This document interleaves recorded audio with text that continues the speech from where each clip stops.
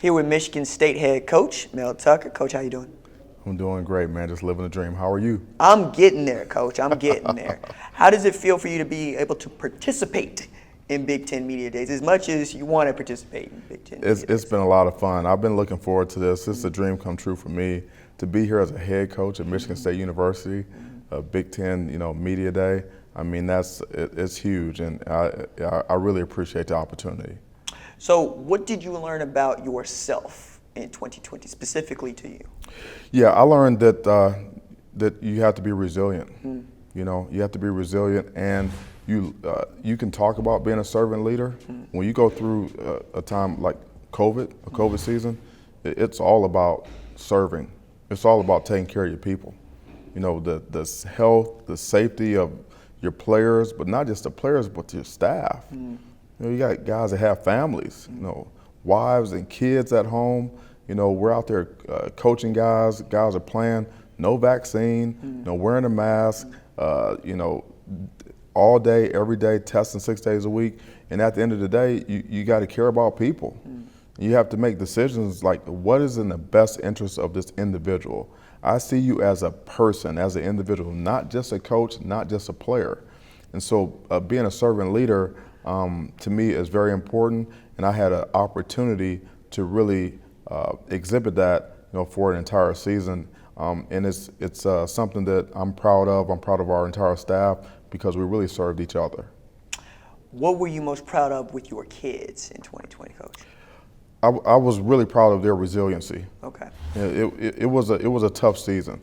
You got a coaching change, which is always tough on the players. And then COVID, a lot of uncertainty, but the players, they never quit. They kept coming back, and they were resilient. And we won some big games, especially against a school down the road. And anytime you can get that win, that's a great deal in East Lansing. So you got to go through a full offseason in Michigan State for the first time. How thrilling was that for you to just go through 15 spring practices and not have to worry? Yeah, that was like a dream come true. I mean, you don't take those for granted anymore. I mean, that's normal. I mean, that was the first time in 24 years that I didn't have spring ball or an OTA. It was incredible. To not have an off-season conditioning program like winter conditioning. Not to have, spring practice, to be able to teach, motivate, and develop your team, not having a comprehensive full summer program, right before the season is when you really get in shape, when you really put it together. We didn't have that. It was all taken away, and it happened so quickly. And then with the changes in the schedule, and then the announcement, okay, now it's time to play. Just having a couple weeks to get ready to play. I mean, that was bizarre. But now we're back to normal. We're back to normal. We had a normal off season. We had a great spring practice. We had a great summer. We're rocking and rolling. I mean, life's good. I appreciate you saying it was bizarre because me watching the sport from the outside, that's how I felt. Even as people were trying to tell me that this is something like normal because it's 11 aside and you're playing football. Well, those stands are empty, right? Y'all pumping in crowd noise. This is bizarre. There's nothing normal about this. Yeah. When you have to adapt to such things, what do you learn that you want to take with you into 2021? I mean, obviously, nobody wants to play without fans again, but perhaps there are parts of what you did to work around the restrictions that you had that you want to keep. Any of those things? Well, the neutral thinking that we adhere to, we believe in that as a program, and that really served us well. And neutral thinking is basically taking the judgment out of it, and going and taking the emotion out of it and going right to the truth, going right to the facts, and saying, hey, listen, it's not good or bad, it's not right or wrong. Just it is what it is. What do we know? And that determines what we need to do next. And that's how we were able to adjust and adapt and make it through every day and keep everyone safe, everyone healthy, and keep the train on the tracks.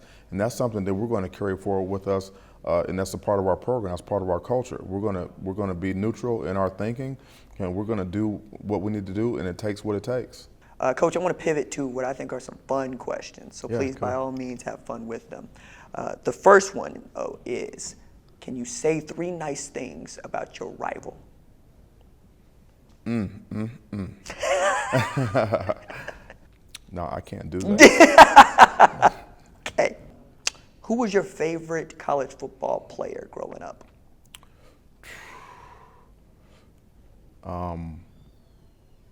That's a great one. Maybe Tony Rice.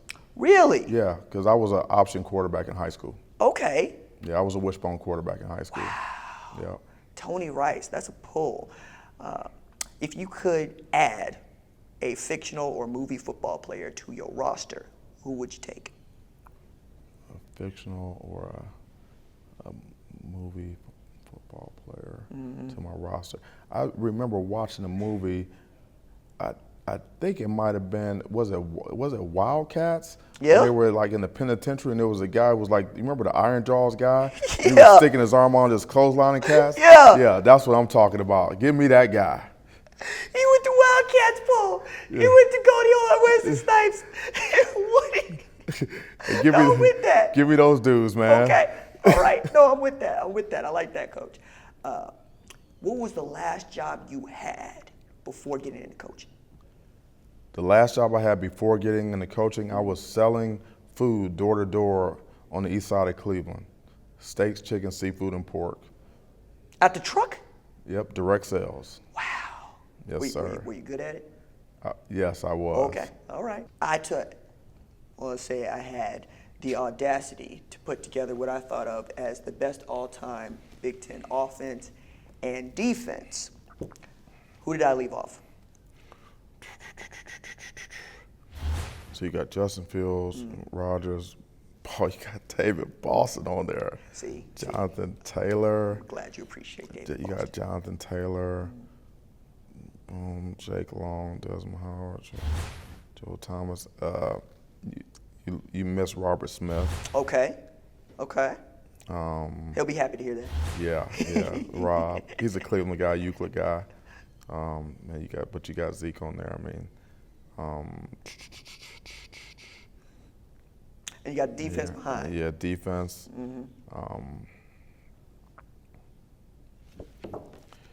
Defense, we got. I can't really argue with this, man. You got some. When I know that you do your homework when you got Chris Gamble on here, because Chris Gamble was a bad man. Hey, look, that was my formative years too. Like, you coached him. I'm 15 watching him. So I remember that game, and it means so much to me that he was able to play both ways. Man, and in that championship game, we put him on Andre Johnson. And we had Dustin Fox flipped him over and put him on Roscoe Parrish on the other side. I mean, what did Andre do in that game?